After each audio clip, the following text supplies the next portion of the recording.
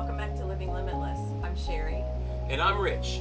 On our episode today, we recognize that we sped through the first 2 episodes. That was a long journey from Florida all the way to Delaware. And we showed you all the best parts. Yes, it was beautiful, and yes, it was amazing and wonderful, an experience we'll never forget. And hopefully just an inkling of what we have in our future. But it wasn't without some struggle and challenges, and we were at times shaken to our core from a confidence perspective and had some close calls. We thought it was important to go back and share some of the challenges that we faced along that journey and the stories that go along with them. Be sure to like, subscribe, hit that notification bell so that you get notifications when our newest and latest, greatest of videos are out. So with that, let's dive into our stories.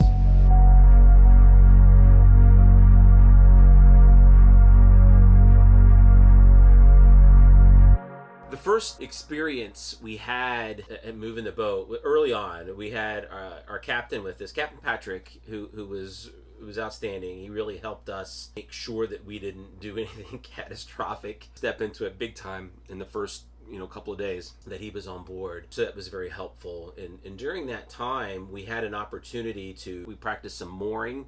So, connecting to a mooring ball on a mooring field. So we got some good practice there. We also got some practice of maneuvering the boat and just in the open water, learning where the pivot point is on the boat, learning how to turn, how to navigate and have it do a 360, moving forwards, backwards, giving some acceleration to the starboard engine or the port engine to maneuver around. And so we got a lot of practice doing that. However, even with that, until you really just control the boat and maneuver the boat and you have your hands on the throttles, and actually not even really on the throttles, because when you're making those maneuvers, you have your hands on the transmission for each the starboard and the port engine. You really don't know, until you feel and you get a sense, and that's assuming no other factors are involved, no wind, no current, anything along those lines. Introduce those, that's where our issues came into play. So we had a couple of close calls docking, undocking, and coming close to other boats. Part of that's the experience, I guess. Thankfully, we didn't hit any other boats, so it went okay. But yeah, we had some crazy experiences. So while on the ICW, we did run into some tricky spots. There was a lot of traffic, and we had to navigate around all that. There was one spot, I swear, I felt like we were going down a ditch because there was land on either side. The space that we had to get our boat through was very narrow. Certain spot where then if you went over just a little bit, then you risk running aground because it wasn't very deep there. And we saw a boat, it was smaller than ours. It had to draft less than ours, and it had run aground. It must have maneuvered out of that safe spot, and it ran aground and was waiting for a tow. And so not only did we have a narrow channel of water that we could get through, we also had now a boat that was going to be towed out of the water, so it made it even smaller. And I think we might have had like inches below our boat. Yeah, it was scary.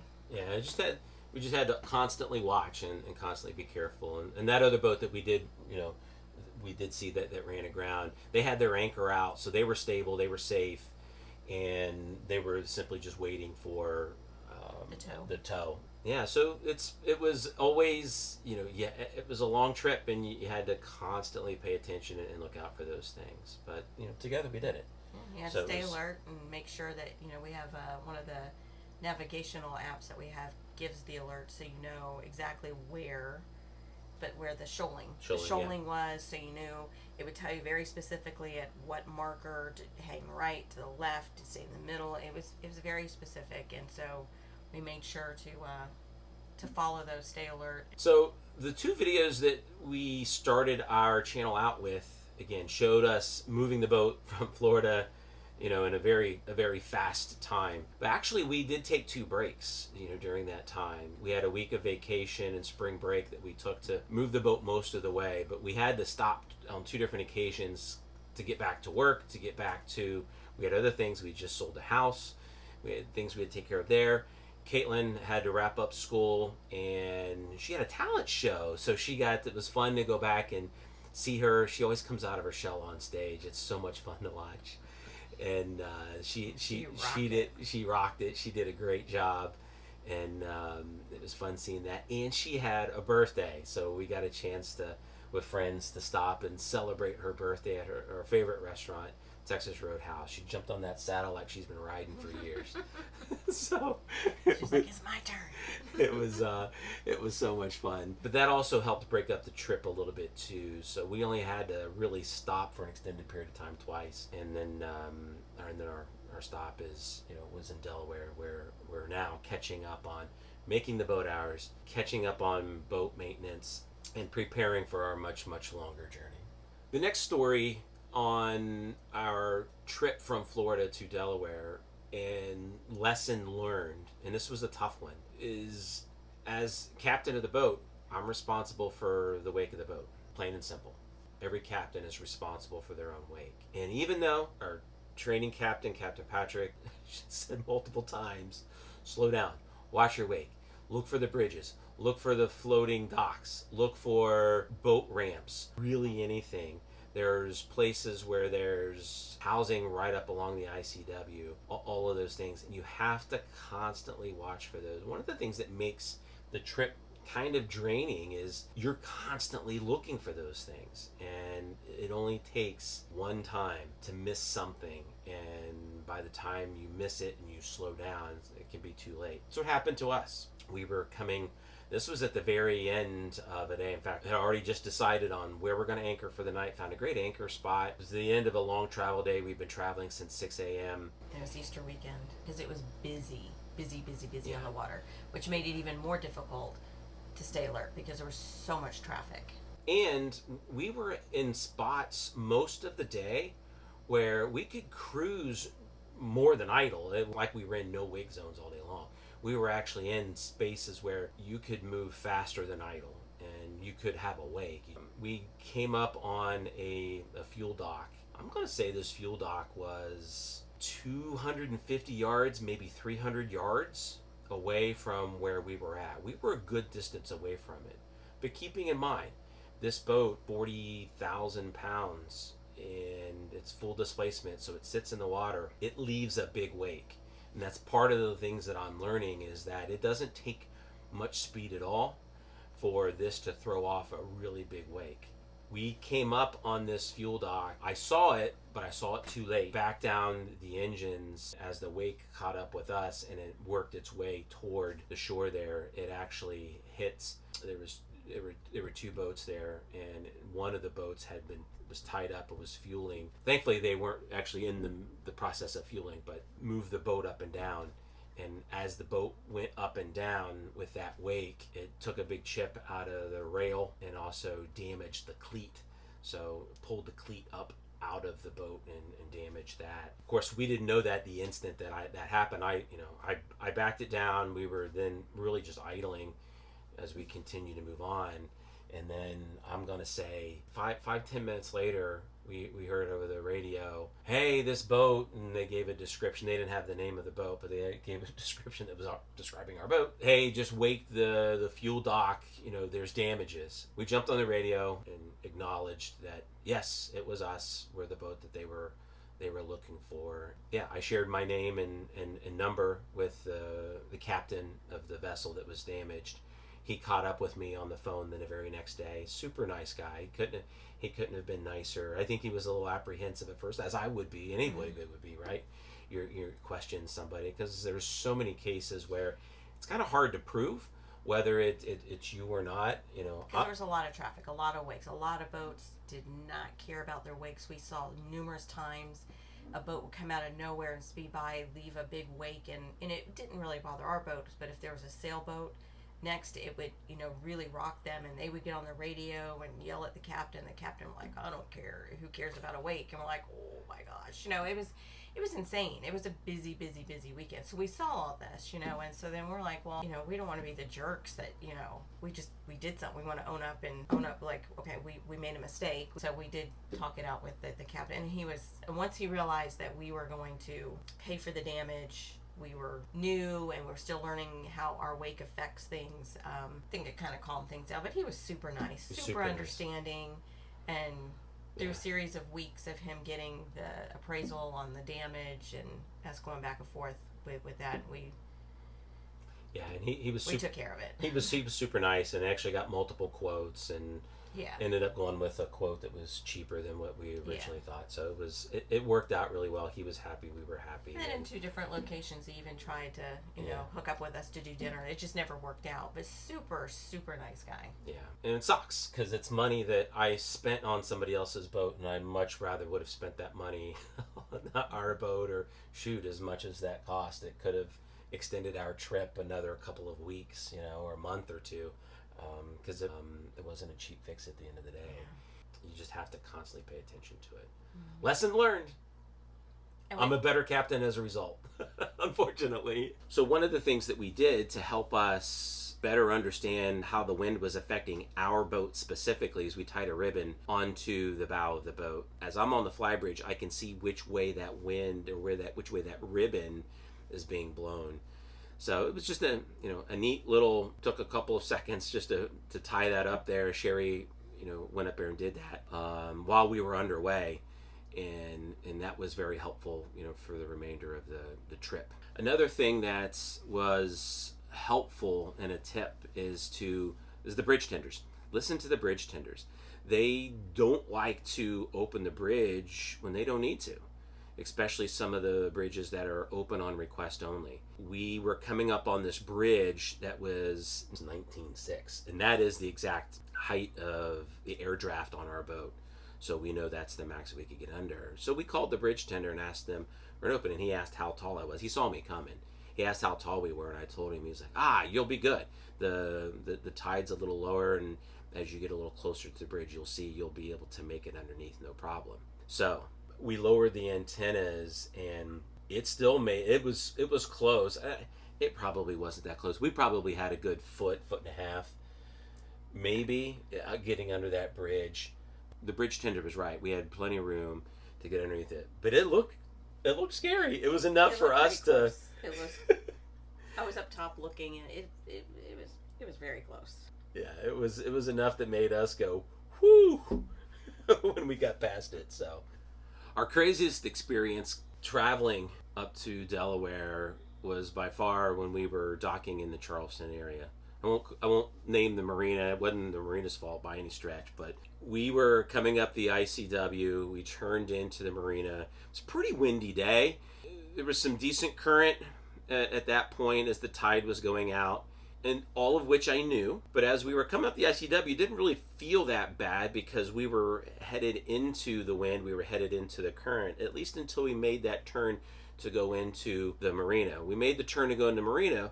We were buffered pretty nicely from a lot of the buildings surrounding the entrance into the marina. Our goal was to get to the fuel dock so that we could fuel, turn around, and then after fueling, pumping out, going and hitting our slip for the night. As we rounded the corner and we went to hit the fuel dock, we got into the open wind and the open current. We no longer had the protection of those buildings, and it pushed the boat big time. So the initial approach, we started to come in, started to bring that bow in, and then the wind just started pushing. I'm doing everything I can to try and get the boat up there. I'm parallel about 15, 20 feet from the dock, but now the wind's pushing me away.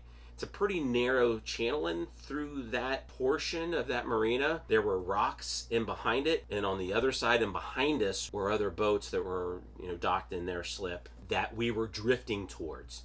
So then I had to use the throttle to try and keep from going back. Using the throttle, we were in that spot trying to maneuver around for about, it seemed like 15 minutes. It was probably only 2 or 3. It was a little longer than that. Maybe it was longer than that. It took a while trying to figure it out, and it wasn't happening. The wind kept pushing me. I was sliding back into the rocks. I'd accelerate up, start getting blown into the other boats. I was trying to accelerate up. I'm accelerating the port engine, the starboard engine. I'm going back and forth. Sure enough, I stalled one of the engines.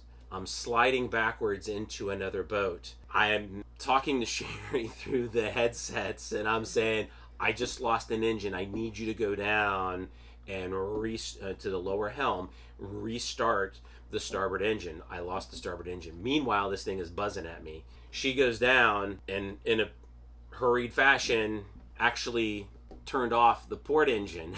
So I have no engines. I'm drifting back and I'm probably yelling. I don't recall. Probably yelling, turn both engines on, turn them both back on, restart them. Restarted. Thankfully, she got both engines restarted, not a second to lose. Literally, if it had been another 5 seconds, we would have drifted and hit another boat. And at a pretty good clip, too, because the wind was moving and blowing hard. You were relatively calm. It was a little scary how calm you seemed. And so it kept me kind of calm. But, when I heard that engine go off, I'm like, oh, God. I didn't know what to do. We figured it out. I was fighting it and fighting it and fighting it. There wasn't a lot of room in that marina to maneuver around and turn around, so I was constantly trying to figure out, how to use the engines, trying not to use, because I know using throttle is not a good thing, when you're trying to do that, but when I'm fighting the wind and the current, you have to at some times, and so I knew it wasn't a good thing. It got to the point where I even had the thought run through my mind, you know what, get the boat in a position to where you're at least not hitting another boat and just let the boat drift into the rocks that were behind us. I contemplated that for a split second, but I, stuck to it, and I'm like, no, we got to keep fighting. Finally, we're able to get both engines on. I was able to get power using a little bit of throttle on both engines. I basically told the dock master there, who was there trying to help us with the dock hand, get us in, but we weren't even really close enough to throw the lines over, and basically said, we're going to go right back out into the channel, collect ourselves, and then come back in and try again. And that's exactly what we did. So we went out, got back into the ICW and turned around, just paused for a couple of minutes, collected ourselves, re-entered the marina again. When we did that, I basically said, all right, forget about fuel. We'll try and fuel in the morning when there's, typically less wind, less current, and so forth. So let's just dock this thing. So I went back into dock. As the dock master was telling me which slip they had prepared for us, by the time I got that information, it was one of the very first slips coming into the marina, because I believe they moved me to a spot that was easy to get in and out of. We missed it. We passed it. So we had to go all the way back in again, turn around, come back all the way back out, and then come back in again. So the third time. Thankfully, since I wasn't trying to pull up to the fuel dock or anything, I got in there, turned around quickly, got back out. So, and then as we were coming in the third time, the dock master and the dock hand they were moving other boats. So they're like, just park. We'll move everything else. Yeah. So they gave us a wide space to park the boats. That way, yeah. It made it a lot easier. So we got the boat. We threw the lines over. They got the lines. Shut the engines off. They pulled us up to the dock. I walked off the boat, kissed the ground, and thankful that nobody got hurt. But it rattled me. It rattled my confidence big time. But I got it back the very next night. Yeah, so we finally got docked, and then we went into the dock master's hut to settle up our fees and thank them and tip them. We tipped the dock master and the dock hand very well. Yeah, so we're in there, and there's a gentleman in the office talking, and we hear him saying, I don't want to be parked to that idiot that tried to wreck all the boats. And we're sitting there going, yeah, we're those idiots. That's us. We're here. But we just kind of stay quiet, like... He leaves the office, and we're telling her, we kind of joked about it with her, like, not joke, because it wasn't, we're still kind of, but we're just trying to make, like, hey, yeah, we're the idiots, and she's like, oh, no, it's not you. These are regulars. He's got a neighbor, they've been here forever, and he doesn't like being parked near him, and we had to put them together today, and he's not happy, and I'm like, I don't, we're kind of close to him on the dock, so I'm like, I think she was just being nice. Yeah. The very next morning, we were off, headed up toward North Carolina. As we got toward North Carolina, somewhere right around there, when we decided to anchor for the night, we found a great anchor spot. It was in this little ox collar shaped space on the ICW, so you actually got out of the channel to go and dock, and it was plenty of depth there and so forth. Anyway, as we're pulling in there, we see a guy way off in the side in the woods, and this was all wooded area, standing on the side of his sailboat. He's, help, help, what's going on? And he's like, I ran aground. I need you to pull me out. Meanwhile, I'm in my head going, I just almost wrecked my boat and a bunch of other boats. My confidence isn't at the space right now to be helping somebody else. I shoved all that aside. This gentleman needs some help, so we're going to help him. We pulled in there. I backed the boat as far as I could so that I didn't run aground. He got in his dinghy, brought a line over. We attached it to one of our cleats. Sherry attached it to one of our cleats. We carefully and slowly pulled and didn't come out right away. We had to, back and forth a couple of times, do a couple of maneuvers, but we did it. We finally got him pulled out. As it turns out, he lives on that boat, and the boat does not have power. It's an old sailboat. It was an old sailboat. It was an old sailboat, but we pulled him out. He didn't have any power to the boat, so he was at the mercy of the tide. And so as I was pulling him, he was trying to situate the boat to where he could throw out an anchor off the bow, an anchor off the stern, so that kind of locked him in. But he had to be turned a certain way. So it took a little while to figure that out, how he exactly wanted it to be. Meanwhile, we're kind of shouting across, this 7,500 foot of line that we used to pull him out with. And then another boat comes in to anchor off, and they're just like sitting there watching the show, or like, it was kind of funny. Meanwhile, it's getting dark. Yeah, it was getting dark. We had limited time to get the anchor out. Our anchor out. We pulled in there thinking, great, we're going to have just enough time to take our time, set our anchor. Yeah, well, the sun had already been kind of setting at that. We didn't have that much daylight left. So when we saw, not only was my confidence shot, a little daylight, and it took us a little while. But by the time we set our anchor, it was like pitch dark. Then we were a little nervous because we didn't want to get too close to the sailboat, because what if he lost the footing again, and we were limited on space. But I don't know, we got solid sleep that night because we were kind of a little worried. But it was a nice shot in the arm as far as confidence goes. An interesting experience, and at the end of the day, we're glad we helped him out, and we got anchored, and we were in a good spot. Our final dock before we finished our cruise to our final destination was Norfolk, Virginia. Had a fun, interesting, scary, again, experience docking. We had a couple boats pass us as we were coming up through Portsmouth, coming into Norfolk. We were taking our time going through the lock. That was our first lock, which was an interesting experience, but we made it through that okay. We had the experience previously with our wake, so we were going nice and slow, and the other boats passed us, and another much bigger boat passed us, beautiful mega yacht passed us. And anyway, so we get up into Norfolk and the marina that we were pulling into Norfolk, and sure enough, like 3 of the boats that passed us, they were all trying to dock there right about the same time as we had made radio contact with the marina, letting them know that we were about a half hour, 45 minutes out. They get them all docked. So the dock master tells me, and we were right along the bulkhead, right in front of this other big, massive yacht, beautiful yacht. And I actually had a couple conversations with the captain on the radios. We're pulling in, and I don't have bow thruster or stern thruster. I just got the port and starboard engine. And there was a little bit of wind, a little bit of current. I mean, it wasn't crazy. It was just enough. So we pull in there. Pulling in, we're getting really close to this boat. I mean, really close. And I'm starting like, oh my gosh. So I'm out there. We're going super slow. And we were going super slow. We're going slow. So I am running to the side of the boat, and I'm literally holding my hands on their boat, pushing us off of their boat so we don't hit the boat. He comes running out and is pushing on my boat.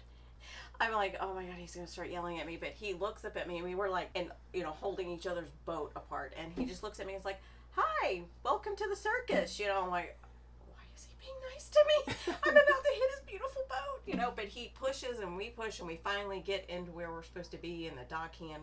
Nobody panicked. Not even the dockhand. He was just like, see it every day. The dockhand got us and guided us where we're supposed to be, and so I'm thinking, oh my gosh, I got to get inside because I don't want this man to come yell at me now.